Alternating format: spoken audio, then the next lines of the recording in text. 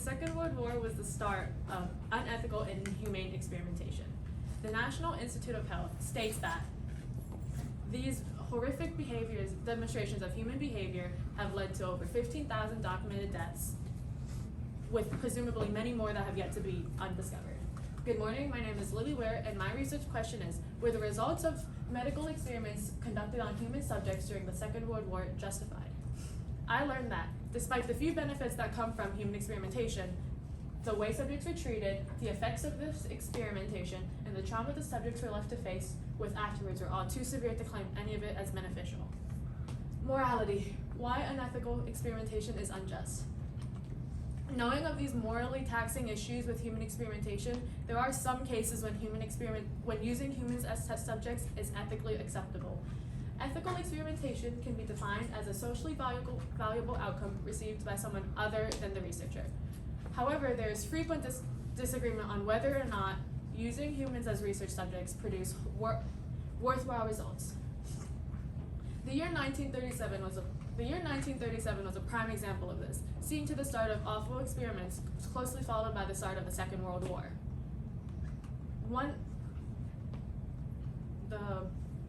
One experiment to note was a covert biological research wing of the Imperial Japanese Army, Unit 731. The official name, the Epidemic Prevention and Water Purification of the Kuomintang Army, served it well for several years. The walls of these confines were used to hide this lethal experiments done on humans, on civilians, and prisoners of war.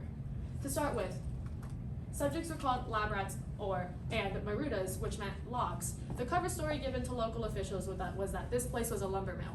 Calling subjects logs was done so that they would start to mentally detach from the idea that they were human. This in turn was done so they would start to believe they were nothing more but test subjects. They were also injected with a number of diseases, which are included but not limited to glanders, smallpox, pneumonia, epidemic cerebrospinal meningitis, anthrax, and tuberculosis. This led to victims dying horrified and in pain. In Jenny Chan's book of Unit 731, she used a statement from a Japanese unit officer who said, and I quote, "I saw a little girl being poisoned to death. She was very cute, but her screams still haunt me in my nightmares." Subjects were also subjected to vivisections, which, if y'all didn't know, were live operations done usually on animals for stuff like organ harvesting. This was done on prisoners without the use of any anesthetics. One of the many diseases they were subjected to was glanders. According to the National Institute of Health, glanders is characterized by ulcerating lesions on the skin and mucous membranes. Trypophobia warning for anybody who doesn't like holes. This was a severe case of glanders. This disease can be deadly if not treated with antibiotics, which was something that prisoners were surely not given back in the Union. Another one they were given was smallpox, which this 1973 image depicts the right hand of a smallpox patient with numerous lesions, a common characteristic of smallpox, alongside severe back and abdominal pain. The CDC claims that this disease killed millions over the decades, so it's safe to assume that anyone who contracted the disease died horrible, painful deaths. There aren't many accurate images depicting the tragedies of Unit 731 since all evidence tracing back to it was burned. But the Has-Been Museum in China traces back some of the events that happened. In Figure 6, you can see a live vivisection happening on one of the test subjects. In Figure 7 was an experiment conducted to test the aftermaths of what boiling water did to a frozen appendage. This experiment was done to see the after effects of chemical bombing. So prisoners were tied up while chemical aerial bombs were being detonated. The Japanese weren't the only ones who performed on humans.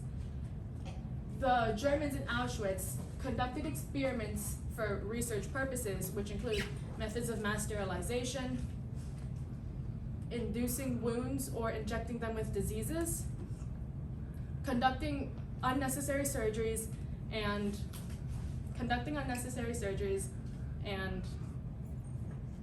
murdering or dissecting them. This led to awful side effects. There's this website that collects the testimonies of concentration camp victims, and they use the testimony from Mr. G, who claimed that his left leg was left completely disabled after years of being mauled by a vicious dog whose teeth were injected with poison. This was done to test the effects that poison had on the skin. This led to memories that scarred for a lifetime. Another one of the concentration camp survivors, Mrs. M, she recalls how she just now, after 2 years after being liberated, was able to go into deep detail about what happened in Dr. Joseph Mengelé's medical experiments. She said that she won't ever forget what happened to her for the rest of her life. What Miss M has is PTSD, which according to the article, predator-induced fear causes PTSD-like symptoms and behaviors in animals. PTSD is a primitive mechanism for survival. PTSD is a primitive mechanism that considers survival more important than any quality of one's life. In this view, PTSD-like changes give the benefit of increasing the probability of survival by avoiding trauma-related cues. In Miss M's case, her experiences in the camps were so horrible that her brain shut down any traces of what happened to her. These atrocities led to the Nuremberg Code being placed in 1947.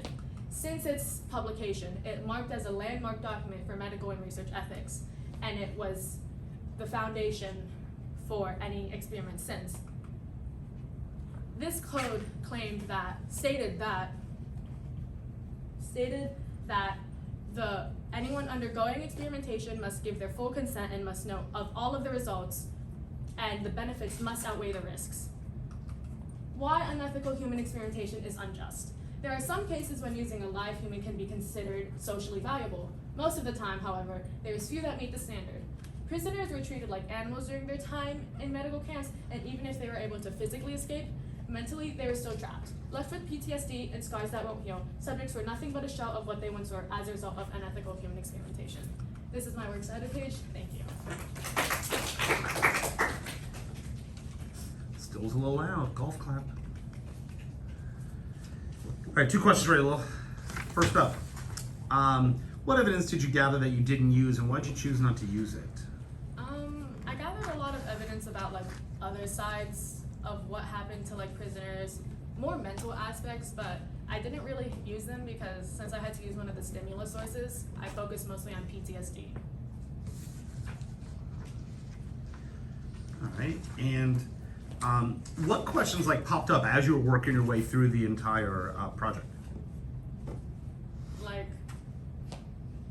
Well, obviously there's the why they did it, but then there was also, were the results really as great as they made them out to be?